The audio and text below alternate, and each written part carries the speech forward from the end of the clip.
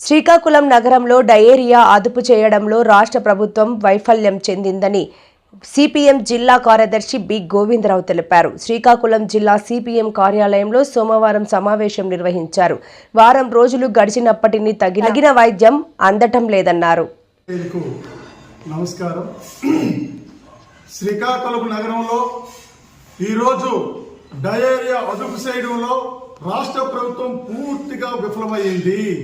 ఈ రోజు విఫలమైన కారణంగానే ఈ రోజుకు వారం రోజులు గడిచినప్పుడు కూడా ఈ రోజు చిన్న ఒక డయేరియా లాంటిది కూడా ఇవాళ అదుపు చేయలేక ప్రజలు ప్రాణాలు కోల్పోతుంటే కనీసం ఈ జిల్లా మంత్రి వ్యవసాయ శాఖ మంత్రి గారు కనీసం ఇప్పటి వరకు పరామర్శకు కూడా వెళ్ళలేదు.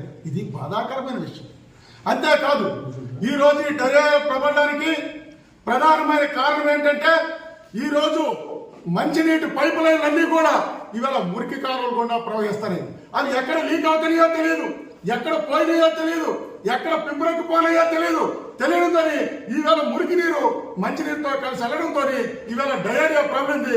దీనివల్ల ఏంటంటే అనేక మంది ఈవేళ రోగాలు బారిన పడతారు.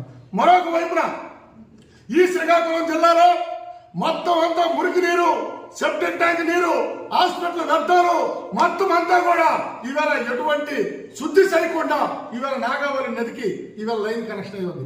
అక్కడి నుంచే మంచినీరు ట్యాంకులేమో ఫిల్టర్ చేసి ఈ శ్రీకాకుళం నగరవాసులకు ఇస్తారు.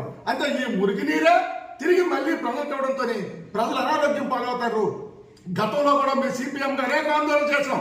మీరు శుద్ధి చేసి ఈ నీరంతా కూడా పైప్ లైన్ ద్వారా సముద్రం చెప్పండి, అంతేగాని ఈ నాగావళి కలుషితం చేయడం చెప్పండి. ఈ ప్రభుత్వాలు ఎంతవరకు కూడా దానికి ఎటువంటి శుద్ధి చేయడానికి కూడా ముందుకు రాలేదు. అందుకోసమే ఈవేళ ఈ బారిన పడతాను.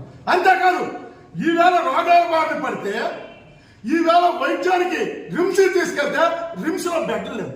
ఎందుకయ్యా బెడ్లు లేవనంటే ఐసీయూ బెడ్లు 30 ఉన్నాయి. 30 బెడ్లు ఉంటే దానిలో 16కే వెంటిలేటర్లు ఉన్నాయి.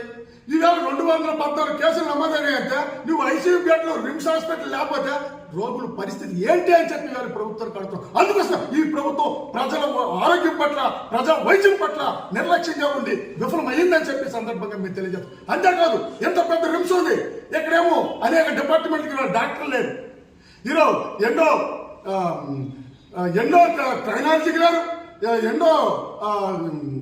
ఎండోగ్రాఫ్కి సంబంధించి లేరు, అదేవిధంగా పిల్లలకు సంబంధించి పీడియాట్రిక్ సర్జన్ లేడు. అలాగే కొన్ని డాక్టర్లు ఉన్న తర్వాత వదలలేదు. అంటే ఆంకాలజీకి ఒకరు ఉన్నారు, అలాగే కార్డియాలజీకి ఒక ఇద్దరు ఉన్నారు, అలాగే న్యూరో సర్జన్, యూరోకి ఒక్కొక్కరు చెప్పున్నారు. కానీ ఇక్కడ ఒక డిపార్ట్మెంట్కి 4 ఉండాలి.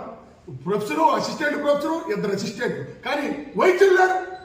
800 బెడ్లు ఉన్నాయి, దానికి మనుషులు లేరు. ఎఫ్ఎన్ఓలు, ఎంఎన్ఓలు 30 మంది ఉన్నారు. 100 బెడ్లకు 30 మంది ఉంటే ఉండాలి, 800 బెడ్లకు 30 మంది ఉన్నారు. అంటే వైద్యం ఎంత దారుణంగా ఉంది. ఈ ప్రభుత్వం వైద్యం పట్ల ఎంత నిర్లక్ష్యం వహిస్తుంది. ఈవేళ ప్రజలకు ఏ విధంగా వైద్యం అందలేదనడానికి ఇది ఒక నిదర్శనం కాదా అని మేము అడుగుతున్నాం. ఎట్లాంటి ప్రభుత్వ వైఫల్యాలన్నీ కూడా తప్పిదాన్ని కప్పిపుచ్చడం కోసం ఈవేళ ఉద్యోగుల మీద వేటేసినావు, ఈవేళ ఉద్యోగుల మీద దాడి చేస్తున్నావు. ఇది సరైనది కాదు. ప్రజలు నీకు వ్యతిరేకిస్తారు.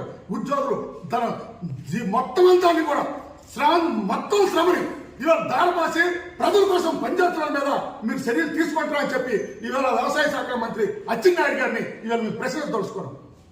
అందుకోసం ఈరోజు మేము చెప్తున్నాం, వెంటనే పైపు లైన్లన్నీ కూడా మరమ్మతులు చేయాలి. కొత్త పైపు లైన్ వేసి నీరు ఇవ్వాలా. అదేవిధంగా నాగావళి నదిని కలుషితం లేకుండా చూడాలి, శుద్ధి చేసి నీరు మాత్రం మొగ్గాలి. అలాగే ఈ రోజు చనిపోయిన వ్యక్తులకి ఒక్కొక్కరికి 25 లక్షలు చొప్పున నష్టపరిహారం ఇవ్వాలని చెప్పి మేము సిపిఎం పార్టీగా డిమాండ్ చేస్తాం. రాష్ట్ర ప్రభుత్వం ఎప్పటికైనా సరే ఇవన్నీ కానీ పరిశీలన చేయకపోతే భవిష్యత్తులో పెద్ద ఎత్తున పోరాటం చేస్తామని చెప్పి జారీ చేస్తున్నాం.